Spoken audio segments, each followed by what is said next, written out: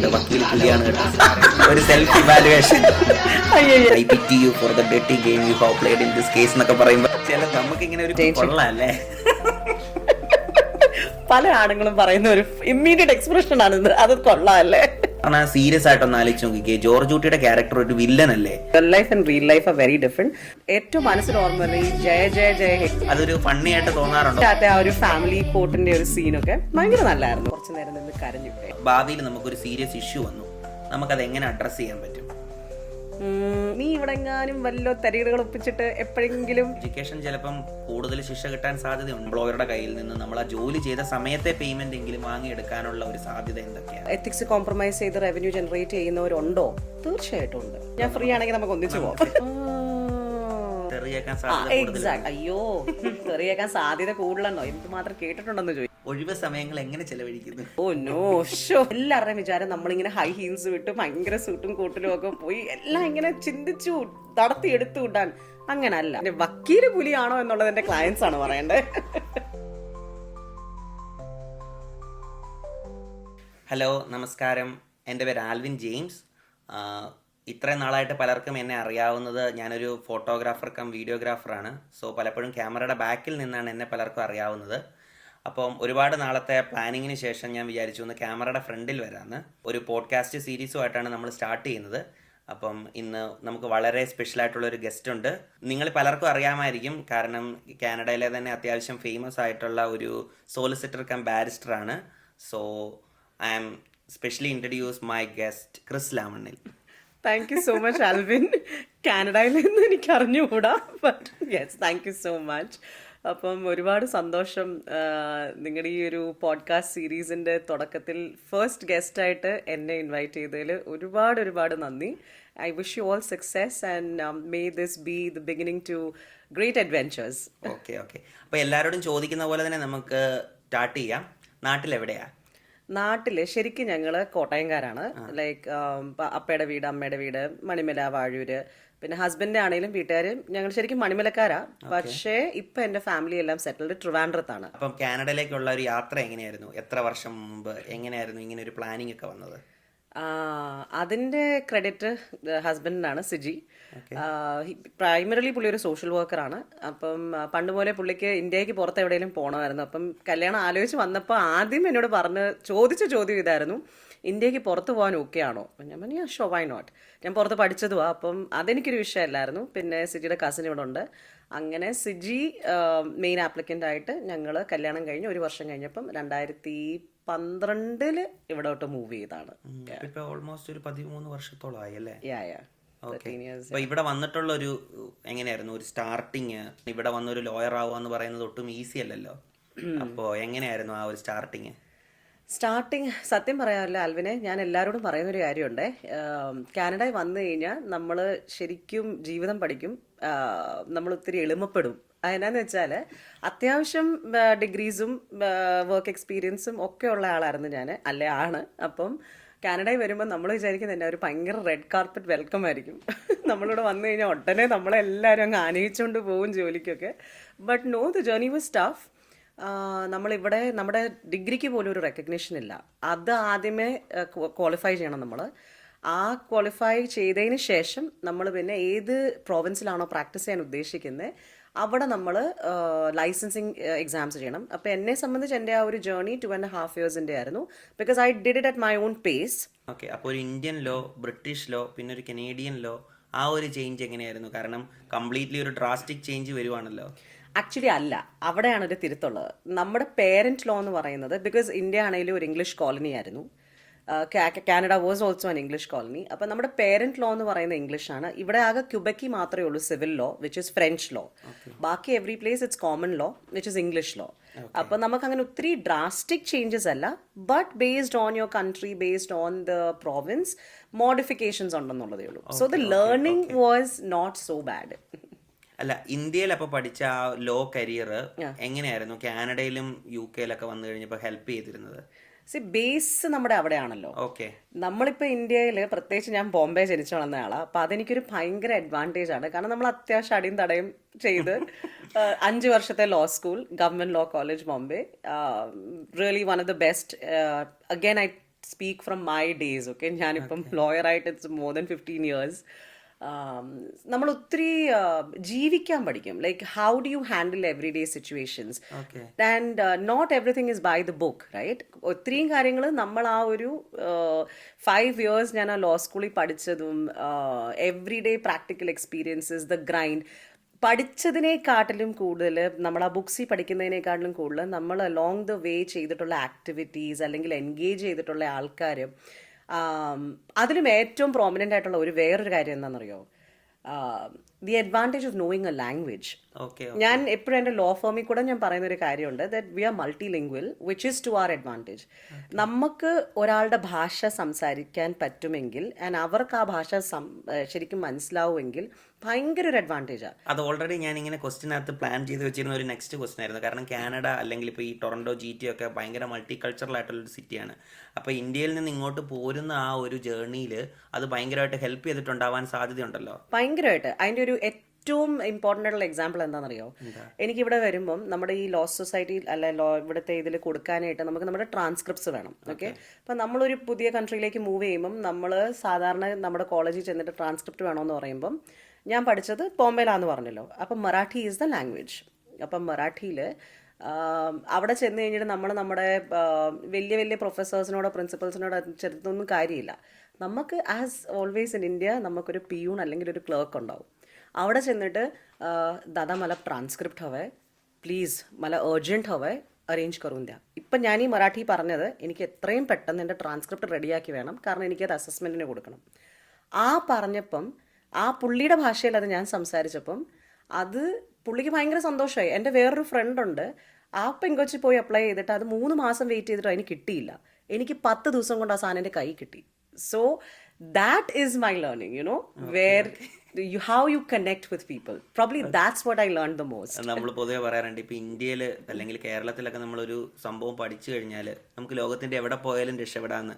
അതിൻ്റെ വേറൊരു വേർഷനാണ് അല്ലേ? തീർച്ചയായിട്ടും, തീർച്ചയായിട്ടും. കാരണം മനുഷ്യർക്ക് മനസ്സിലാവുന്ന ഭാഷയിൽ നമ്മൾ അവരോട് കമ്മ്യൂണിക്കേറ്റ് ചെയ്യണം. അതിപ്പോൾ ഏത് ഭാഷ ആയാലും. അതെൻ്റെ മക്കളോടും ഞാൻ പറയുന്ന ഒരു കാര്യമാണ്, that it may not be even actual language, നമ്മുടെ ബോഡി ലാംഗ്വേജ്, നമ്മൾ യൂസ് ചെയ്യുന്ന നമ്മുടെ സൈൻ ലാംഗ്വേജ്, അല്ലെങ്കിൽ നമ്മുടെ eye contact, all those things matter.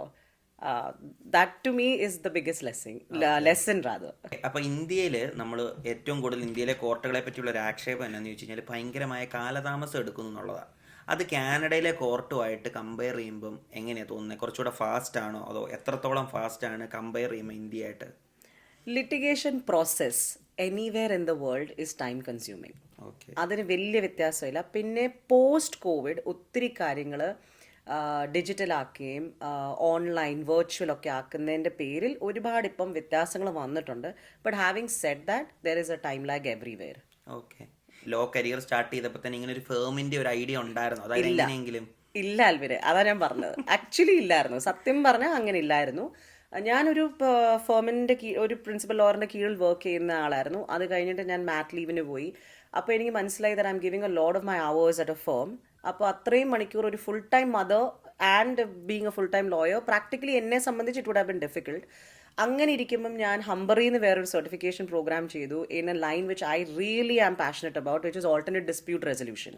എന്നിട്ട് ഞാൻ ഓർത്ത് ആ വഴിക്ക് നമുക്ക് കരിയർ നോക്കാം.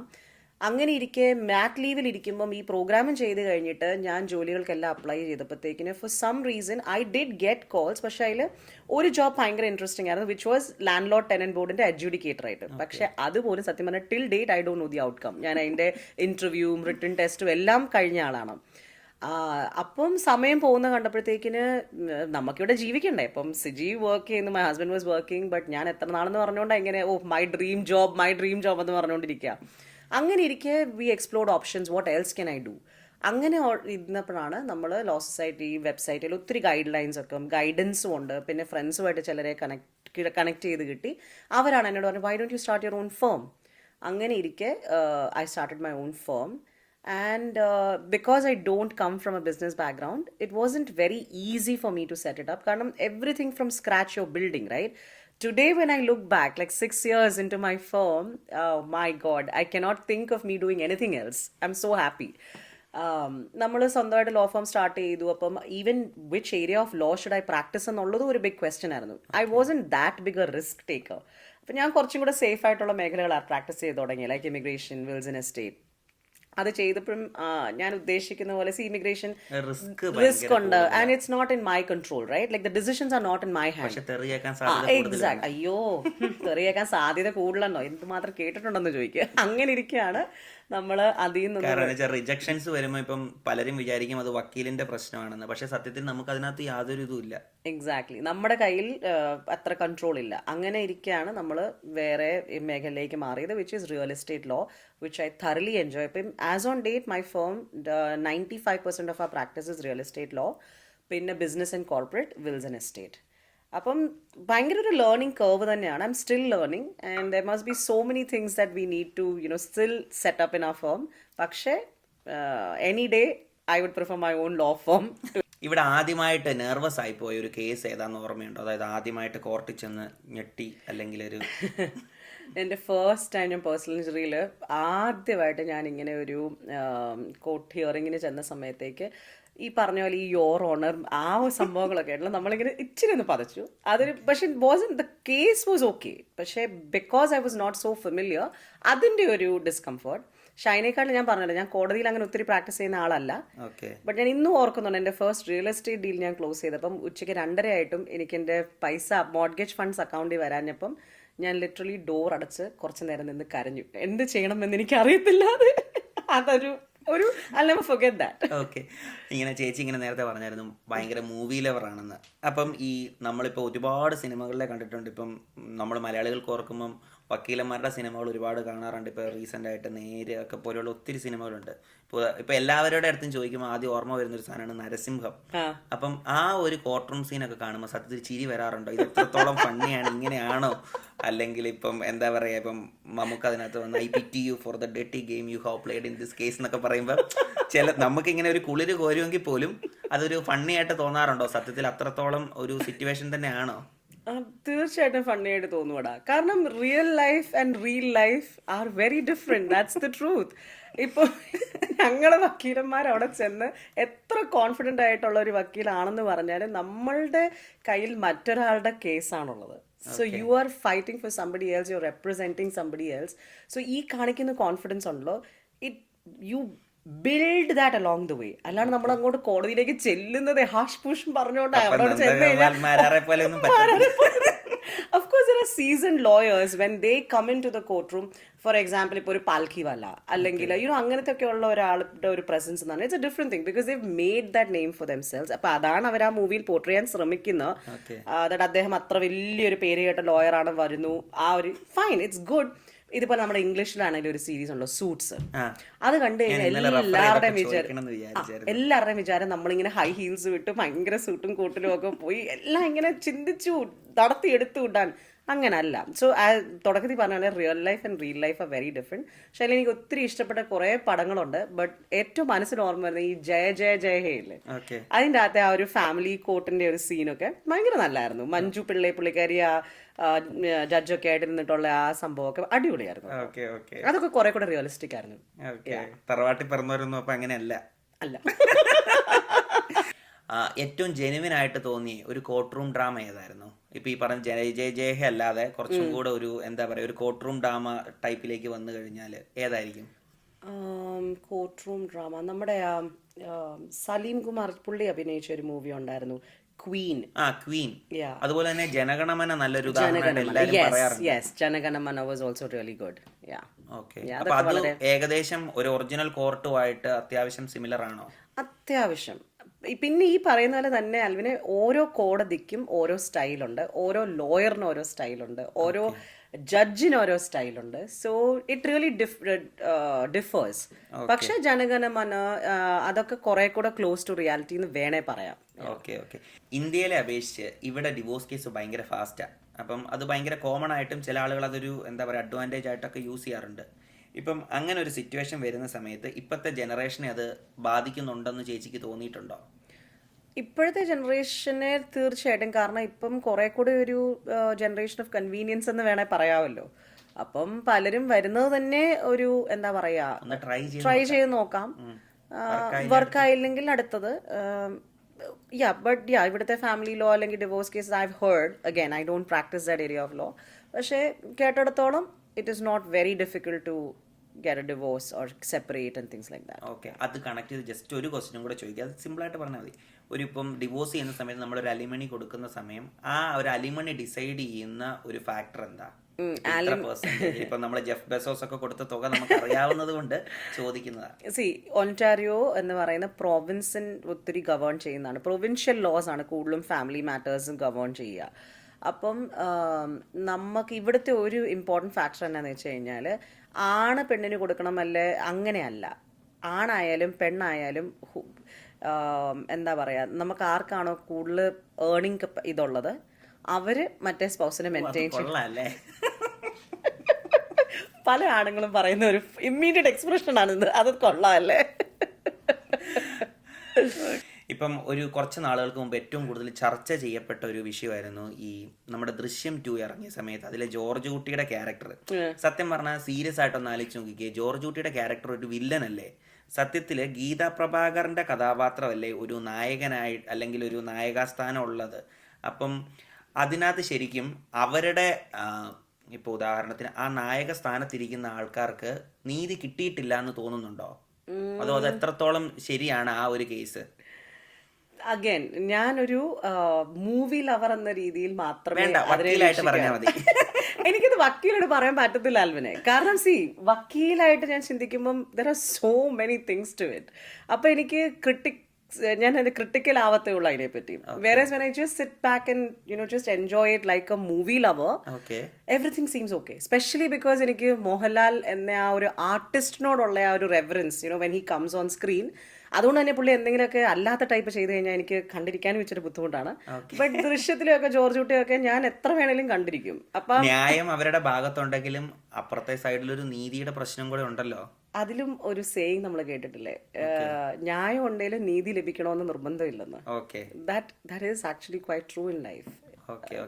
Depends on how a case plays out. അത് കണക്ട് ചെയ്ത് ഞാൻ ഒരു ക്വസ്റ്റ്യനും കൂടെ ചോദിക്കുക. കാരണം വെച്ചാൽ ഞാനിത് നേരത്തെ ഇങ്ങനെ ആലോചിച്ചായിരുന്നു. ഇപ്പം ചില കേസുകളിനകത്ത് പ്രതി വളരെയധികം എഡ്യൂക്കേറ്റഡ് ആയിരുന്നു എന്ന് പറയാറുണ്ട്.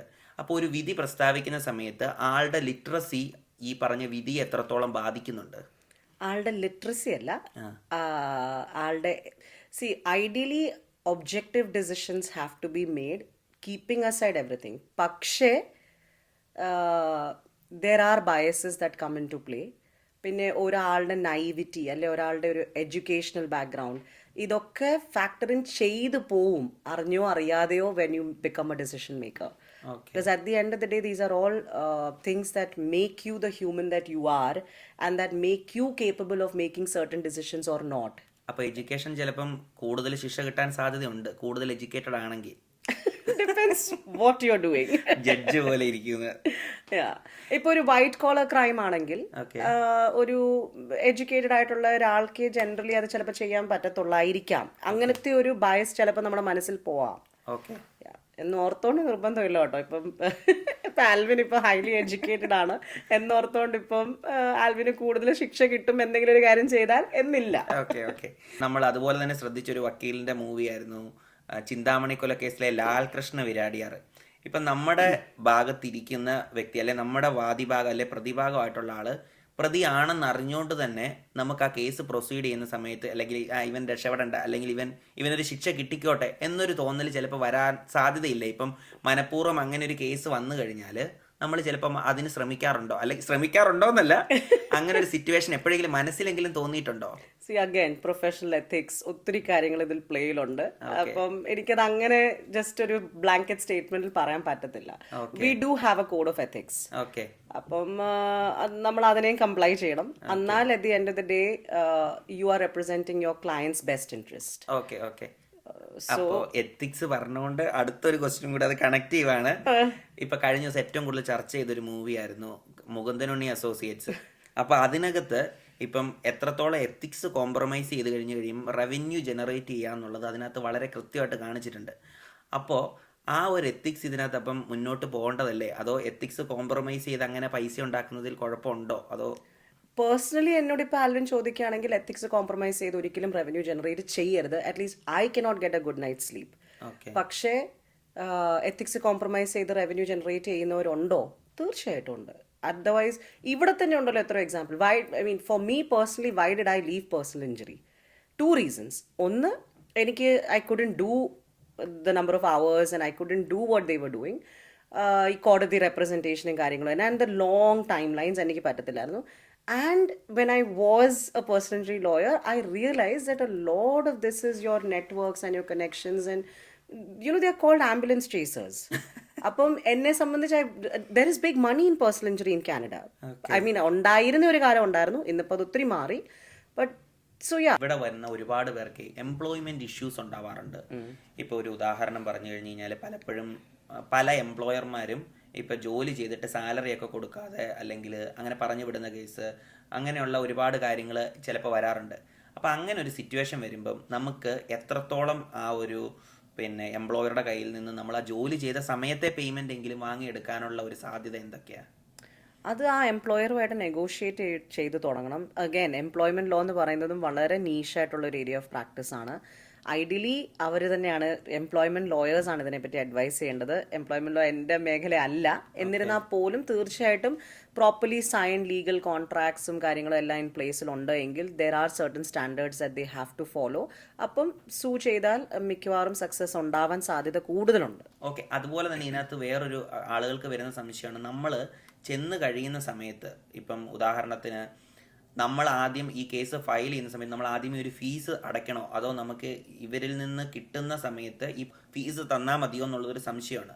അത് എങ്ങനെയായിരിക്കും ആളുകൾക്ക് ഒരു അവയർനെസ് ആയിട്ട് കൊടുക്കുവാണെങ്കിൽ? അത് depends on what kind of matter it is. ഇപ്പം പേഴ്സണൽ ഇഞ്ചുറി കേസസ് ആണെങ്കിൽ അതിന് മിക്കവാറും ദർ ആർ നമുക്ക് കോമ്പൻസേഷൻ കിട്ടിയതിന് ശേഷം അതിൽ നിന്നുള്ള സെറ്റിൽമെൻറ്റ്സ് ആണ് ഉണ്ടാവാറ്. They are called those retainers. സെറ്റിൽമെൻറ്റിൽ നിന്ന് വരുന്ന പൈസകളുണ്ട്. ചില കേസുകളിൽ ഇപ്പോൾ റിയൽ എസ്റ്റേറ്റ് ഒക്കെ ആണെങ്കിൽ ജനറലി ഞങ്ങൾക്ക് depends on A lawyers practice also. നമ്മൾ ക്ലോസിങ് ഫണ്ട്സിനോടൊപ്പം തന്നെ നമ്മുടെ ഫീസും കാര്യങ്ങളും എല്ലാം വരും.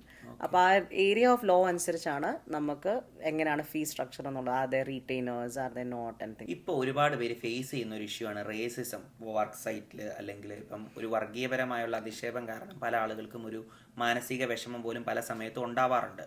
അതിൻ്റെ ഒരു നിയമസാധ്യത എത്രത്തോളമാണ്? അപ്പം നമുക്ക് അതെങ്ങനെ ഹാൻഡിൽ ചെയ്യാം? റേസിസം എന്ന് പറയുന്നത് it's like a human rights ഇതല്ലേ, ഡിസ്ക്രിമിനേഷൻ. അപ്പം there are constitutionally protected rights. അപ്പം there are human rights commissions. പിന്നെ മിക്ക ഓർഗനൈസേഷൻസിന് തന്നെ അവരുടെ പോളിസീസ് ഉണ്ടാവും, anti discriminatory policies and things like that. So നമ്മൾ, ഐ ഓൾവേസ് സേ ദാറ്റ് നമുക്കൊരു പ്രശ്നം ഉണ്ടെങ്കിൽ അതിൻ്റെ ഏറ്റവും ലോക്കലി നമുക്ക് അതിനെ എങ്ങനെ ഹാൻഡിൽ ചെയ്യാം, അവിടുന്ന് സ്റ്റാർട്ട് ചെയ്തിട്ടാണ് ഡിസ്പ്യൂട്ട് റെസൊല്യൂഷൻ പിന്നെ അങ്ങ് മുകളിലേക്ക് പോകുന്നത്. കുറച്ചുകൂടെ കോൺട്രവേഴ്സി ആയിട്ടുള്ള ക്വസ്റ്റ്യൻസിലേക്ക് വരുന്നതുകൊണ്ട് കുഴപ്പമില്ല. എന്നാൽ ഇപ്പോൾ ഹേമ കമ്മിറ്റി, മീ ടു, അങ്ങനെയൊക്കെയുള്ള ഒരുപാട് പ്രശ്നങ്ങൾ ഇതിൻ്റെ ഇടയിൽ നടക്കുന്നുണ്ട്. അപ്പോൾ അതുമായിട്ട് കണക്ട് ചെയ്യുന്നതും ചോദിക്കുന്നതാണ്. ഇപ്പോൾ ഉദാഹരണത്തിന് സ്ത്രീകൾക്ക് ഒരുപാട് നിയമ സാധ്യതകളും എന്താ പറയുക, കുറച്ചുകൂടെ നിയമ പരിരക്ഷകളൊക്കെ കൊടുക്കാറുണ്ട്. അപ്പോൾ പല ആളുകളും അത് എക്സ്പ്ലോയിറ്റ് ചെയ്യുന്നതായിട്ട് ചേച്ചിക്ക് തോന്നിയിട്ടില്ലേ? എക്സ്പ്ലോയിറ്റ് ചെയ്യുന്ന ശതമാനം കുറവാണ്. കൂടുതലും എന്താ പറയുക, പക്ഷെ എക്സ്പ്ലോയിറ്റ് ചെയ്തിട്ടുണ്ട് എങ്കിൽ, ചെയ്യുന്നുണ്ടോ എന്ന് ചോദിച്ചാൽ ഉണ്ടാവാം. പക്ഷെ ആ ശതമാനം ഞാൻ ഈ പറഞ്ഞ പോലെ കുറവാണ്. കൂടുതലും ശരിക്കും ജെനുവിൻ ആയിട്ടുള്ള കേസുകൾ തന്നെയാണ്. പ്രത്യേകിച്ച് ഞാനൊരു സ്ത്രീ ആയതുകൊണ്ട് തന്നെ പലപ്പോഴും നമുക്ക് അത് ഫീൽ ചെയ്യാറുണ്ട്, the disadvantages. I mean, I'm extremely proud to be a woman and I would always want to be a woman. പക്ഷേ സ്ത്രീകൾക്ക് അവരുടേതായ ഒരുപാട് ഇഷ്യൂസ് ഉണ്ട് which we have faced at some point in time, or we do face. ചിലപ്പോൾ അതൊരു male ego ആവാം, ചിലപ്പോൾ അതൊരു സെക്ഷൽ ഇൻക്ലിനേഷനുള്ള സംഭവങ്ങളാവാം. അങ്ങനെ പലതരത്തിലുള്ള കാര്യങ്ങൾ as women we are exposed to at some point in our life. And ഈ പറയുന്ന പോലെ I will stick to what I said, exploit ചെയ്യുന്ന അങ്ങനത്തെ നമുക്ക് കിട്ടുന്ന പ്രിവിലേജസിനെ എക്സ്പ്ലോയിറ്റ് ചെയ്യുന്ന സ്ത്രീകളുടെ ശതമാനം കുറവാണ്. ഓക്കെ. അതുപോലെ തന്നെ ഒരു കേസും കൂടെ ചോദിക്കാം. ഇപ്പം ഇന്ത്യയിൽ തന്നെ പല കേസുകളും ഇപ്പോൾ ഒരു വിവാദപരമായ സിറ്റുവേഷൻസിലേക്ക് വന്നു കഴിയുമ്പം അത് ചില അതിവേഗ കോടതികളിലേക്ക് മാറ്റി കൊടുക്കാറുണ്ട്. അത് എന്ത് ഫാക്ടർ ബേസ് ചെയ്താൽ? ഇപ്പോൾ ഉദാഹരണത്തിന് ഇപ്പം നമ്മൾക്ക് തന്നെ അറിയാം, മറ്റേ പാമ്പ് കടിപ്പിച്ചു വന്ന കേസുകളൊക്കെ പോലെയുള്ള പല കേസുകളും ചിലപ്പോൾ അതിവേഗ കോടതിയിലേക്ക് മൂവ് ചെയ്യാറുണ്ട്. അതിൻ്റെയൊക്കെ ഒരു ഫാക്ടർ എന്താ? ഇപ്പോൾ വിവാദമാണോ അതോ വേറെ എന്തെങ്കിലും റീസൺ ആണോ? വിവാദമൊന്നല്ല, ആ ഒരു കേസ് അത്രയ്ക്ക് ഗ്രേവ് ആയിട്ടുള്ളൊരു സംഭവമാണ് which requires that kind of attention. അതുകൊണ്ട് പിന്നെ അതൊരു വിവാദമായി, അപ്പം പ്രഷറുണ്ട്, ബട്ട് പ്രഷർ അല്ല ഇതിനെ ഗൈഡ് ചെയ്യുന്ന ഫാക്ടർ. ബിക്കോസ് അത് അത്രയ്ക്ക് ക്രിട്ടിക്കൽ ആയിട്ടുള്ള ഒരു മാറ്ററാണ് that requires that kind of attention and promptness. Okay, വേറൊരു ഡിപ്പാർട്ട്മെന്റിലേക്ക് വന്നു കഴിഞ്ഞാലേ, ഇപ്പോൾ ഒരു കൺസ്യൂമർ കോർട്ട് കേസ് ഇവിടെ ഒരുപാട് പേർക്ക് സംശയമുള്ളൊരു കാര്യം. ഇപ്പോൾ ഉദാഹരണം, നമ്മളൊരു പ്രൊഡക്റ്റ് വാങ്ങി, അത് നമ്മൾ ഉദ്ദേശിച്ച പോലെ വർക്ക് ചെയ്യുന്നില്ല, അല്ലെങ്കിൽ നമ്മൾ ഉദ്ദേശിച്ച റിസൾട്ട് കിട്ടുന്നില്ല. അതുപോലെ തന്നെ ഇപ്പോൾ ഒരു റെസ്റ്റോറൻറ്റിൽ പോയി ഭക്ഷണം കഴിച്ചു, കംപ്ലീറ്റ്ലി ഒരു ഫുഡ് പോയിസൺ അടിച്ചു, അങ്ങനെയൊക്കെ ഒരു സിറ്റുവേഷൻ വന്നു കഴിഞ്ഞാൽ നമുക്കത് എത്രത്തോളം ഈസി ആയിട്ട് ഹാൻഡിൽ ചെയ്യാൻ പറ്റും? അത്ര ഈസി അല്ല അതൊക്കെ ഹാൻഡിൽ ചെയ്യാനായിട്ട്. ഇപ്പോഴത്തെ ഏറ്റവും എല്ലാവരും ഇങ്ങനെ സ്വയം കോടതികളായി മാറുന്ന കാലമാണല്ലോ. ഫോർ എക്സാമ്പിൾ ഫാർസി കഫേ നമ്മുടെ സ്ക്വയർ വണ്ണിലെ, അതൊക്കെ പ്രോപ്പർ ഒരു കൺസ്യൂമർ കോടതി അങ്ങനെയൊക്കെ പോയി ചെയ്തിരുന്നെങ്കിൽ ചിലപ്പം വിചാരിക്കുന്ന ഒരു ഇമ്പാക്റ്റോ റിസൾട്ടോ ഉണ്ടാവണമെന്ന് നിർബന്ധമില്ല. ചിലപ്പോൾ അതിങ്ങനെ കിടന്ന് പിന്നെ നമ്മൾ തന്നെ ഇട്ടിട്ട് പോകും. ഇതെന്ത് പറ്റി, പുള്ളിക്കാരി ഇൻസ്റ്റാഗ്രാമിൽ ഒരു പോസ്റ്റ് ഇട്ടു, അതൊരു എത്രയോ പേര് ലൈക്ക് ചെയ്ത് ഫോളോ ചെയ്ത് വോട്ടെവർ, അതിനെ ഏറ്റുപിടിച്ചുകൊണ്ട് എത്രയോ പേര് പറഞ്ഞ് ആ കഫേ പൂട്ടിച്ചല്ലോ. സന്തോഷമല്ലോ. ടേംസ് ആൻഡ് കണ്ടീഷൻസ് നമ്മളെല്ലാവരും വായിച്ച് നോക്കാതെ തന്നെ ചിലപ്പോൾ ടിക്ക് ചെയ്ത് വിടുന്ന ഒരു കേസാണ്. ഇപ്പോൾ ഉദാഹരണത്തിന് നമുക്ക് അങ്ങനെ ഒരു പ്രശ്നത്തിലേക്ക് അത് നമ്മൾ ടിക്ക് ചെയ്ത് വിട്ടു, ഭാവിയിൽ നമുക്കൊരു സീരിയസ് ഇഷ്യൂ വന്നു, നമുക്കത് എങ്ങനെ അഡ്രസ്സ് ചെയ്യാൻ പറ്റും? എക്സാക്ട്ലി ഈ ടേംസ് ആൻഡ് കണ്ടീഷൻസ് ഈ ഫൈൻ പ്രിന്റിൽ അവർ എഴുതുന്നത് തന്നെ അതുകൊണ്ടാണ്. ദാറ്റ് അവർക്കാണ് അതൊരു മാക്സിമം പ്രൊട്ടക്ഷൻ. നമുക്കൊന്നുമില്ല, ജനറലി വളരെ കുറവാണ്. അപ്പം നമ്മളത് സൈൻ ഓഫ് ചെയ്യുന്നതിൻ്റെ അർത്ഥം വി റെഡ് ഇറ്റ്. ആ ഒരു അക്നോളജ്മെന്റ് അതിൻ്റെ അകത്തുണ്ട്. That when you tick this you are consenting that you read it and you know what it means or the implications. Okay okay okay. അപ്പം ഞാൻ ഇനിയൊരു വളരെ സിമ്പിൾ ആയിട്ടൊരു ക്വസ്റ്റ്യൻ കൂടെ ഓ ചോദിക്കാം. എൻ്റെ ആൽവിനെ ഇന്ന് ഇച്ചിരി സിമ്പിളായിട്ട് ചോദിക്കും കേട്ടോ, എന്നെ വെള്ളം കുടിപ്പിച്ചു. അതുപോലെ ഇപ്പോൾ ഉദാഹരണത്തിന് നമ്മുടെ രാജമണിക്കത്തിനകത്ത് മമ്മൂക്ക പറയുന്ന ഒരു ക്വസ്റ്റ്യൻ ഉണ്ട്, വക്കീൽ പുലിയാണ് കേട്ടോ. എങ്ങനെയാ, വക്കീൽ പുലിയാണോ? ഒരു സെൽഫ് ഇവാലുവേഷൻ. അയ്യോ, എൻ്റെ വീട്ടിൽ ഞാൻ പുലിയാണ്, അതെനിക്ക് വളരെ കോൺഫിഡൻ്റ് ആയിട്ട് പറയാം. പിന്നെ വക്കീല് പുലിയാണോ എന്നുള്ളത് എൻ്റെ ക്ലയൻസ് ആണ് പറയേണ്ടത്. പിന്നെ ഈ സ്വയം, അല്ലെങ്കിൽ ആൾക്കാർ പറയത്തില്ല സ്വയം പൊങ്ങിയാന്ന്. ഞാൻ ഇനി ഒരു കുറച്ച് റാപ്പിഡ് ഫയർ ടൈപ്പിലുള്ള ക്വസ്റ്റ്യൻസ് ഒക്കെ ചോദിച്ചിട്ടുണ്ട്. അപ്പം കുറച്ചുകൂടി ഈസി ആയിട്ട് പറയാൻ പറ്റുമായിരിക്കും. ക്രിമിനൽ ആണോ സിവിൽ ആണോ എളുപ്പം? Oh civil. Okay. Favourite legal movie? 2 weeks notice. Okay. Coffee or tea before the court? Coffee. One word to describe law school? Fun. ഏറ്റവും കോമഡി ആയിട്ടുള്ളൊരു കോർട്ടോ അല്ലെങ്കിൽ ഒരു ലോയർ എക്സ്പീരിയൻസ് എന്നായിരുന്നു? Not many. കാരണം ഞാൻ പറഞ്ഞ ക്രിമിനൽ കോടതിയിലാണ് പ്രാക്ടീസ് ചെയ്തിട്ടുള്ള കൂടുതൽ, അപ്പോൾ അവിടെ ഫണ്ണി മൊമെന്റ്സ് വളരെ കുറവായിരുന്നു കേട്ടോ. ചേച്ചിയുടെ ഏതെങ്കിലും ക്ലയൻസ് ജയിലിൽ പോയിട്ടുണ്ടോ? ഈശോയെ ഇല്ല കേട്ടോ, ദൈവമേ ഇല്ലില്ല, എൻ്റെ അറിവിലില്ല. One law you wish everyone understood? It would have been so good if people could understand the law. പിന്നെ ഞങ്ങളും വേണ്ടല്ലോ. അല്ല, എന്നാലും ഒരു എന്താ പറയാ, ഹ്യൂമൻ റൈറ്റ്സ് കാറ്റഗറിയിലൊക്കെ വന്നു കഴിഞ്ഞാൽ ഇപ്പം എല്ലാരും മനസ്സിലാക്കേണ്ട ഒരു ലോ ആയിട്ട് തോന്നിയത് എന്താ? ലോ എന്നല്ല, ദാറ്റ് എവ്രിബഡി ഡിസേർവ്സ് ഇക്വാലിറ്റിയും അല്ല, അതിൻ്റെ വേറൊരു എക്വിറ്റി. ഓക്കെ. യാ, അല്ലെ equitable treatment. Okay. Favourite lawyer in fiction? Favourite lawyer in fiction? എനിക്ക് സാൻഡ്ര ബുള്ളക്കിന്റെ ആ ക്യാരക്ടർ ഭയങ്കര ഇഷ്ടമാണ് 2 weeks നോട്ടീസിൽ. Okay. Where she is actually a human rights lawyer and then she becomes a corporate lawyer and how she does it. It's very smart. അങ്ങനത്തെ എനിക്ക് ഇഷ്ടമാട്ടോ അത്. College പ്രേമൊക്കെ ഉണ്ടായിട്ടുണ്ടോ? അതായത് ഒരു ക്യാമ്പസ് ലവ് ഒക്കെ? How I wish. എനിക്കറിയത്തില്ല, law സ്കൂളിൽ പ്രത്യേകിച്ച് ബോംബെ പഠിച്ചോണ്ടാണോ എന്ന്. ഞാൻ നാട്ടിൽ പഠിച്ചു വന്നവരുടെ ഒത്തിരി കഥകൾ കേട്ടിട്ടുണ്ട് കേട്ടോ. നമ്മളിപ്പോ പല സിനിമയിലൊക്കെ ആണെങ്കിലും നമുക്കത് ഞാൻ മിസ് ഔട്ട് ചെയ്തടാ, ഞാൻ ശരിക്കും മിസ് ഔട്ട് ചെയ്തു കേട്ടോ. സിജി ചേട്ടൻ എന്റെ ജീവിതത്തിലേക്ക് ഒരു അറേഞ്ച്ഡ് മാരേജ് ആയിരുന്നു. What would you be if not a lawyer? Lawyer അല്ലായിരുന്നെങ്കിൽ? ഇപ്പം ലോയർ അല്ലായിരുന്നെങ്കിൽ I would have been a teacher. ഉറപ്പായിട്ടും. ലോ ടീച്ചർ ആവാനുള്ള സാധ്യതകളുണ്ട്. എന്റെ കുഞ്ഞെ ഞാൻ പ്രയത്നിച്ച് നോക്കി, പക്ഷെ അതിനും എടുക്കും ഇനിയും കുറെ വർഷങ്ങൾ. ഞാൻ ഇനി ഒന്ന് പഠിച്ചൊക്കെ വന്നൊരു PhD ഒക്കെ എടുത്ത്. ഓക്കെ. അപ്പൊ ഇവിടെ ഒരു PhD എടുക്കുന്ന അത്ര ഈസി ആണോ, അതോ നടപടിയുള്ള കേസാണോ? നടപടിയുള്ള കേസാണ്, പക്ഷെ സമയമെടുക്കും. If I really want to do it, I can do it. But it's just that right now I'm very happy in my space. My law firm is doing good by God's grace. I'm happy ഇത്. പക്ഷേ എൻ്റെതായ രീതിയിൽ ഞാൻ ഒരുപാട് legal education സെമിനാർസും കാര്യങ്ങളും ചെയ്യുന്നുണ്ട് to satisfy the teacher in me. ആൽവിനെ, നീ എന്നോട് ഇത്രയും ചോദ്യങ്ങൾ ചോദിച്ചു, എന്നെ ഇരുത്തി വെള്ളം കുടിപ്പിച്ചു. ഇനി ഞാൻ നിന്നോടൊരു ചോദ്യം ചോദിക്കട്ടെ. നീ ഇവിടെ എങ്ങാനും വല്ല തരികടകൾ ഒപ്പിച്ചിട്ട് എപ്പോഴെങ്കിലും ഇങ്ങനെ നമ്മുടെ ജയിലിലൊക്കെ കിടക്കണ്ട? പറഞ്ഞതിനകത്ത് എന്റെ എക്സ്പീരിയൻസുകളുണ്ട്, പക്ഷെ ഇതുവരെ എന്താ പറയാ ഈ സ്പീഡിംഗ് ടിക്കറ്റ് ഒഴിച്ച് വേറെ കേസുകളൊന്നും വന്നിട്ടില്ല. ഓ, നീ വളരെ ഗുഡ് ബോയ് ആണ്. പക്ഷെ അത് കഴിഞ്ഞ് ഞാൻ കോർട്ടിൽ പോയി അതിൽ ഒരു സ്പീഡിംഗ് ടിക്കറ്റ് ഞാൻ ഒഴിവാക്കിയായിരുന്നു. പക്ഷെ അത് കഴിഞ്ഞ് അടുത്തത് ഇപ്പൊ പിടിച്ചു. അപ്പൊ 2 എണ്ണം കൂടെ ഒന്നിച്ച് ഈ വർഷം വന്നുകൊണ്ട് ഇൻഷുറൻസ് ഒക്കെ കൂടിയിരിക്കുക. Oh no show. Okay okay okay. ഇപ്പൊ ഒരു 2 ആഴ്ചത്തെ ഇവിടുത്തെ വെക്കേഷൻ ഒക്കെ ചേച്ചിക്ക് അറിയാലോ, വളരെ ടൈറ്റ് ആയിട്ട് ചേച്ചിക്ക് വേണ്ട പോലെ എടുക്കാം. എന്നാലും പൊതുവെ ഇപ്പൊ ചേട്ടന്റെ കേസിലൊക്കെ ആയിട്ട് വിചാരിക്കാം, ഒരു 2 ആഴ്ചത്തെ ഒരു വെക്കേഷൻ കിട്ടി എങ്ങോട്ടായിരിക്കും ട്രിപ്പ് പ്ലാൻ ചെയ്യുന്നത്? ഞാൻ തന്നെ ഒരു സോളോ ട്രിപ്പ് ആണെങ്കിൽ എനിക്ക് പോകാൻ ഏറ്റവും ആഗ്രഹമുള്ള സ്ഥലമാണ് മാച്ചാ പിച്ചു ഇൻ പെരു. ഓക്കെ ഓക്കെ, പോണം. ഞാനതിങ്ങനെ എന്തിരൻ കണ്ടപ്പോൾ ഞാനും വിചാരിച്ചായിരുന്നു ഒന്ന് കണ്ടു നോക്കാവുന്ന സ്ഥലമാണെന്ന്. നീ പ്ലാൻ ചെയ്യുമ്പോൾ എന്നോടൊന്ന് പറഞ്ഞേക്കാം, ഞാൻ ഫ്രീ ആണെങ്കിൽ നമുക്ക് ഒന്നിച്ചു പോകാം. ഒരു ഹോബി ഒക്കെ ചോദിച്ചു കഴിഞ്ഞാൽ, ഇപ്പോൾ വക്കീലായിരിക്കുമ്പം ഹോബി ഒന്നും അത്ര ഈസി ആയിട്ടുള്ള കാര്യമല്ല, എന്നാലും ഒരു ഒഴിവ് സമയങ്ങൾ എങ്ങനെ ചെലവഴിക്കുന്നു? ഒഴിവ് സമയങ്ങൾ ജനറലി ഉണ്ടാവാറില്ല. വേറെ വക്കീലായി ഭയങ്കര പ്രാക്ടീസിന്റെ തിരക്കിനേക്കാളിലും കൂടുതൽ because I'm a mother to 3.5 year old and a 9 year old.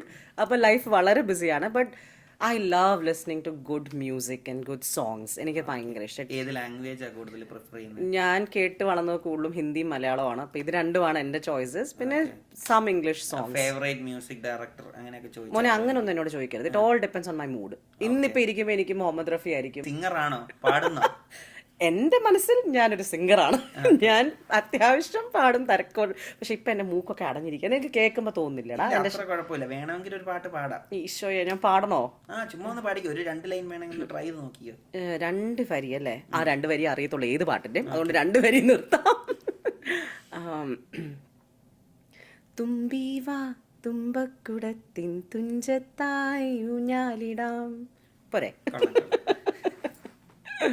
ആൽവിനെ, ഞാൻ ഇനി നിന്നോടൊരു കാര്യം ചോദിക്കട്ടെ. കാനഡയിൽ വന്നിട്ട് how has been your experience? കാരണം നീ ഒരു യൂത്തൻ എന്ന് വേണേൽ പറയാമല്ലോ. അപ്പോൾ ഇപ്പോഴത്തെ ഒരു generation, what is your take on Canada and how do you think? കാരണം ഇപ്പം ഞാൻ വരുന്നത് 2019 സെപ്റ്റംബർ ഇൻടേക്കിലേക്കായിരുന്നു. അപ്പം ആ ഒരു സിറ്റുവേഷനിൽ നിന്ന് കാനഡ വളരെയധികം വലിയൊരു മാറ്റം വന്നു. അത് നമുക്കാണെങ്കിലും ഫീൽ ചെയ്യുന്നുണ്ട്. ഇപ്പോൾ ചേച്ചിക്ക് അറിയാലോ, ഒരു 5.5 വർഷം മുമ്പത്തെ സിറ്റുവേഷൻ എന്തായിരുന്നു, ഇപ്പോഴത്തെ സിറ്റുവേഷൻ എന്താണ് എന്നൊക്കെ ചേച്ചിക്കും ഏകദേശം അറിയാമായിരിക്കും. അപ്പോൾ അന്ന് വന്ന ഒരു സിറ്റുവേഷനിൽ ചിലപ്പം ഇപ്പോൾ വരുന്ന ഒരാൾക്ക് പെട്ടെന്ന് സ്ട്രഗിൾ ചെയ്യണമെന്നില്ല. അന്നത്തെ സിറ്റുവേഷൻ ഞാൻ ഇപ്പോഴും നോക്കുമ്പം ജോലികൾ കുറച്ചുകൂടെ അവൈലബിൾ ആയിരുന്നു. ഇപ്പം നമ്മളെ കോളേജിൽ നിന്ന് തന്നെ വന്ന് ജോലിക്ക് പിക്ക് ചെയ്ത് പോകും, തിരിച്ച് നമ്മളെ കോളേജിൽ കൊണ്ടുവന്നാക്കുമായിരുന്നു. റൈഡ് ഓപ്ഷൻസ്, ജോലിയാണെങ്കിൽ നമ്മൾ എവിടെ അപ്ലൈ ചെയ്താലും ജോലിക്കൊന്നും ഒരു പഞ്ഞവും ഇല്ലായിരുന്നു.